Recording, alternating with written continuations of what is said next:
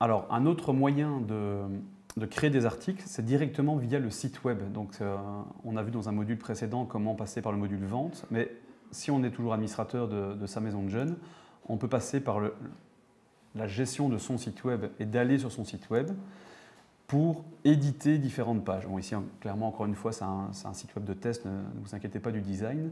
Mais ce qui est intéressant, c'est que quand on en a les droits et qu'on est connecté, on peut jouer ici sur le bouton « Nouveau » en haut à droite et créer différents types de choses. On peut créer une nouvelle page pour la designer, ce n'est pas le sujet, un nouvel événement, un nouveau forum ou un nouvel article. Donc de la même manière, on va dire, je vais créer un t-shirt je ne vais pas être très original, voilà, je continue, hop. Même chose que tout à l'heure, mais donc en mode web pur. On est sur le site web et directement, je vais dire, mon t-shirt, on va pas l'appeler t-shirt 2, on va l'appeler autre chose, peut-être plus comme ça, on va le mettre un petit peu en page. On va dire c'est pas 1 euro, c'est plutôt 10 ou 12 euros, que sais-je. On va pouvoir jouer sur le panier, on va pouvoir jouer sur la page de vente et dire non, ça ne me convient pas. Donc vous voyez un peu, on va composer la page du produit et même chose, on va pouvoir ajouter une potentielle photo, parce que je n'ai pas de t-shirt bien évidemment. Je vais télécharger une image pour montrer très rapidement comment on peut ajouter une image. Je ne rentre pas dans tous les détails, c'est plutôt du design web, mais vous pouvez jouer sur les tailles des images que vous importez, des choses comme ça. L'optimiser, je pense, il va faire ça bien. Et voici mon petit t-shirt avec une photo qui est pré-programmée ici, avec la page en dessous qui est proposée mais qu'on peut modifier. Et quand je vais sauvegarder, voici un petit peu comment va être représenté mon article créé en quelques clics sur mon site web.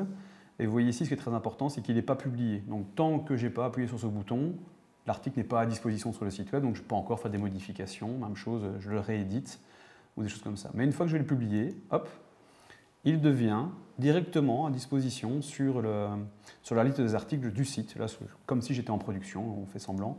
Je vais avoir la liste de tous les articles disponibles et je vois que l'article que je viens de créer, mon t-shirt 2, est disponible. Donc là, je fais comme si j'étais un membre de la maison de jeunes ou un parent ou quelqu'un de connecté. Je clique simplement sur l'achat d'un t-shirt. Je vois qu'il est à 12 euros. Je vais en prendre 2. Je l'ajoute à mon panier.